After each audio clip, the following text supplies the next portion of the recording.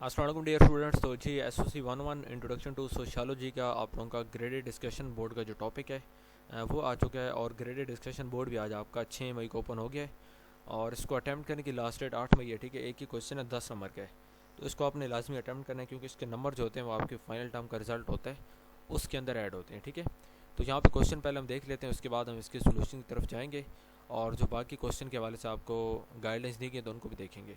तो क्वेश्चन आपके क्या है कि education and socialization are interconnected.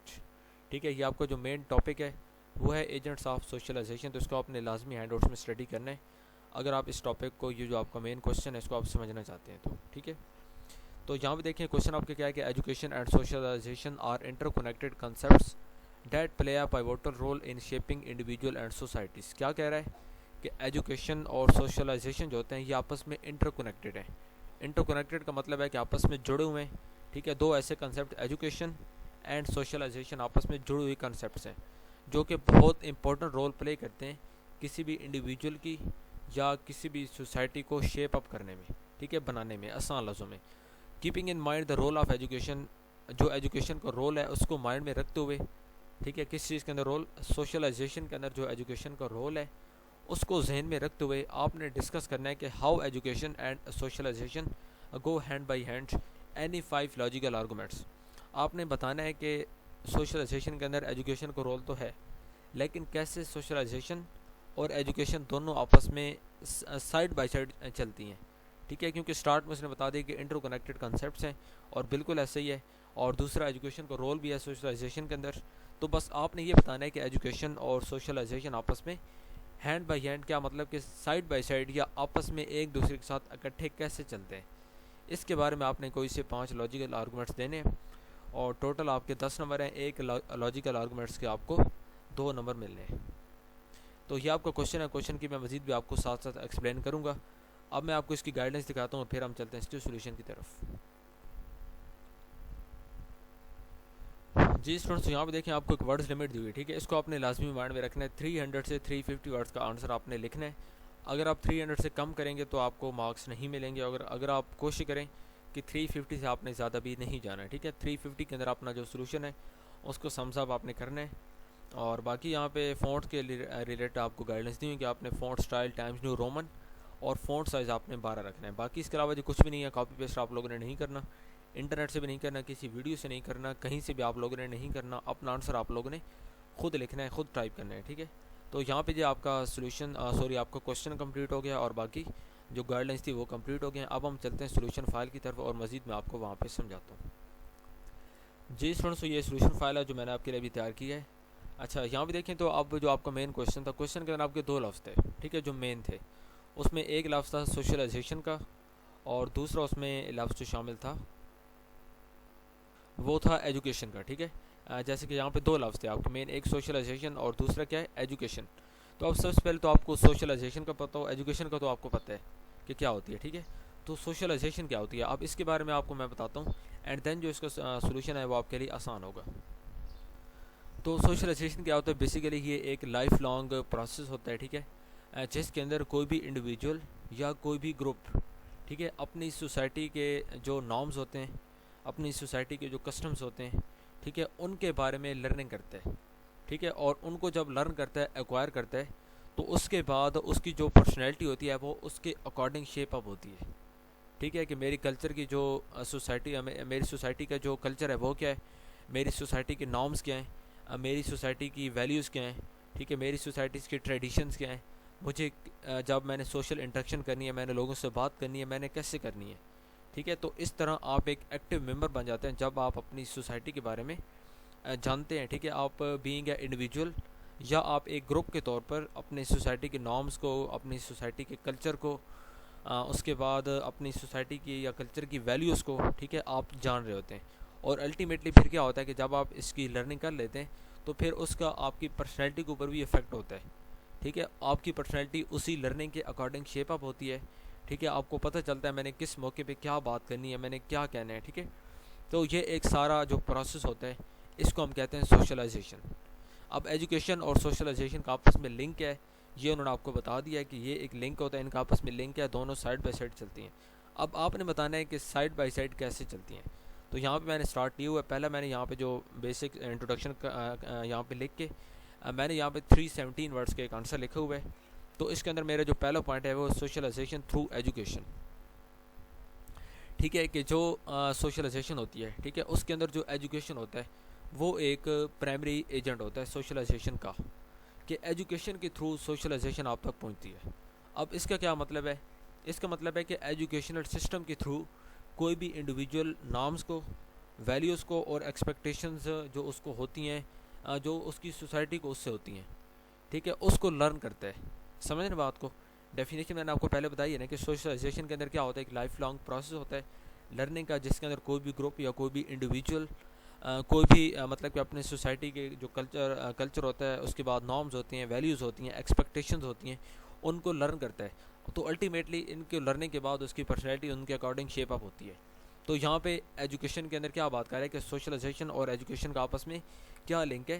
पहला पॉइंट कि जो एजुकेशन है वो सबसे प्राइमरी एजेंट है सोशलाइजेशन का, कि एजुकेशन के थ्रू सोशलाइजेशन आप तक आती है, कि एजुकेशनल सिस्टम के अंदर आप नॉर्म्स को सीखते हैं, आप वैल्यूज़ को सीखते हैं, आप एक्सपेक्टेशंस को सीखते हैं कि जो आपकी जो सोसाइटी है वो आपसे क्या एक्सपेक्ट कर रही है। ठीक है, अब जो स्कूल्स होते हैं वो फॉर एग्जांपल क्या करते हैं कि स्टूडेंट्स को बताते हैं कि आपने कैसे बिहेव करना है, आपने कैसे इंटरेक्ट करना है, आपने कैसे अपनी जो सोसाइटी है उसके साथ आपने लार्जली पॉजिटिवली कम्युनिकेट आपने करना है या आपने कंट्रीब्यूट करना है। ठीक है, उसके बाद जी दूसरा पॉइंट कि एक्वाइजेशन ऑफ सोशल स्किल। तो एजुकेशन के थ्रू जो सोशल स्किल्स होती हैं वो आप तक आती हैं। ठीक है, एक्वाइजेशन इसका क्या मतलब है सोशल स्किल्स का, कि जब आप एजुकेशन लर्न करते हैं, ठीक है, एजुकेशन के आप इन्वॉल्व होते हैं एजुकेशनल सिस्टम में, तो उसके थ्रू आप तक जो एसेंशियल जो ज़रूरी सोशल स्किल्स होती हैं, जिनके अंदर कम्युनिकेशन होता है, जिनके अंदर टीम वर्क होता है कि आपने टीम वर्क कैसे करना है, प्रॉब्लम सॉल्विंग की स्किल्स होती हैं कि आपने उनको कैसे करना है। तो इस तरह की जो स्किल्स होती हैं ये ना सिर्फ आपको एकेडमिक के अंदर आपको मतलब कि कह सकते हैं कि हेल्प करती हैं, ये आपके लिए वैल्यूबल होती हैं, बल्कि रियल लाइफ के अंदर जब आप अपने एकेडमिक कंटेक्स्ट के बाहर आते हैं, अपनी रियल लाइफ के अंदर आते हैं, सोसाइटी के अंदर आते हैं, तो तब भी ये इस तरह की सोशल स्किल, चाहे वो आपकी प्रॉब्लम सॉल्विंग हो, चाहे वो टीम वर्क हो, चाहे वो कम्युनिकेशन हो, जो भी हो, तो ये सारी तब भी आपके साथ कंट्रीब्यूट करती हैं और आपको एक अच्छा सोसाइटी का मेंबर बनाती है। ठीक है, तो अल्टीमेटली ये पॉइंट भी हमारा बहुत वैलिड है कि इसके थ्रू जो सोशल स्किल्स होती हैं वो हम एक्वायर करते हैं। उसके बाद ये थर्ड पॉइंट है कि ट्रांसमिशन ऑफ कल्चरल नॉलेज। तो कल्चरल नॉलेज होता है उसकी ट्रांसमिशन भी एजुकेशन के थ्रू होती है। ठीक है, कोई भी कल्चर होता है उसका जो नॉलेज होता है, उसकी ट्रेडिशंस होते हैं, उनके बिलीफ होते हैं, तो उसको वन जनरेशन से दूसरी नस्ल तक, एक नस्ल से दूसरी नस्ल तक जो कल्चर ट्रांसमिट होता है। ठीक है, तो इससे क्या होता है कि जो कल्चर होता है उसके बारे में आपकी एक नस्ल को पता है, उसके बाद आप वही कल्चरल नॉलेज, कल्चर के ट्रेडिशंस, बिलीव्स आप एक नस्ल से दूसरी नस्ल तक ट्रांसमिट कर देते हैं, शेयर कर देते हैं। तो उसके बाद जो नई नस्ल होती है उसको आपके कल्चर के बारे में या आपकी कोई जो रिच डाइवर्सिटी होती है उसके बारे में आपको पता चल जाता है। उसके बाद जी फोस्टरिंग क्रिटिकल थिंकिंग। तो जब आप एजुकेशनल कंटेक्स्ट में इन्वॉल्व होते हैं तो उससे क्या होता है कि ये आपकी क्रिटिकल थिंकिंग को इनकरेज करता है। ठीक है, जो कि सोशलाइजेशन का एक बड़ा इंपॉर्टेंट स्टेप होता है। ठीक है, कि इससे क्या होता है कि आप अपने आप से क्वेश्चनिंग करते हैं, ठीक है, फिर आप अपने आप को एनालाइज करते हैं, ठीक है, और उसके बाद फिर आप डिफरेंट पर्सपेक्टिव्स को एवेल्यूएट करते हैं।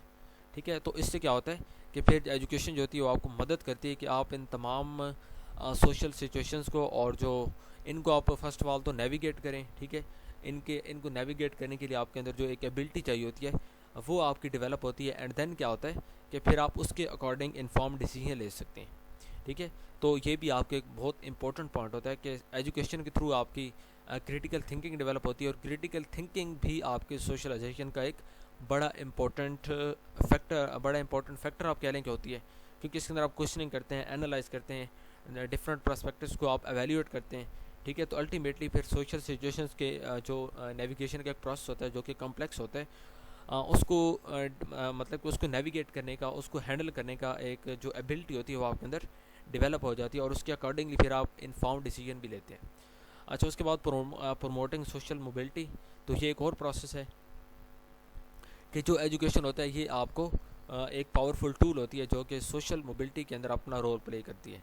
ठीक है, ये इंडिविजुअल्स को या कोई भी ग्रुप होता है, ठीक है, उसको ये अलाउ करती है, ठीक है, कि वो उनके चाहे मतलब कि उनके जो यानी कि जिस भी सोशियो इकोनॉमिक बैकग्राउंड्स हैं, तो एजुकेशन के थ्रू वो उनका जो नॉलेज होता है और उनकी जो स्किल्स होती हैं, ठीक है, डिफरेंट अपॉर्चुनिटीज़ को आप कह सकते हैं, हाँ, मतलब कि डिफरेंट यानी कि मौक़ों से फ़ायदा उठाने के लिए, तो इस तरह वो उनके साथ कंट्रीब्यूट करती हैं और अल्टीमेटली वो जो इंडिविजुअल होता है वो अपनी कम्युनिटी के बेटरमेंट के लिए काम करता है। ठीक है, तो यहाँ पे हमारे 5 के 5 पॉइंट्स बड़े वैलिड थे और कंप्लीट हो गए। तो यहाँ पे आपका सोल्यूशन भी कंप्लीट हो गया। ये मैंने लास्ट में कंक्लूजन लिखा हुआ है, इसको भी आपने देख लेना है और ये इसको आपने अपनी वर्डिंग में कर लेना है। बाकी यहाँ पे मैंने सोल्यूशन नंबर 2 भी लिखा हुआ है, ठीक है। तो ये मैंने काफ़ी लेंथी लिखा है, इसको भी आपने देखना है।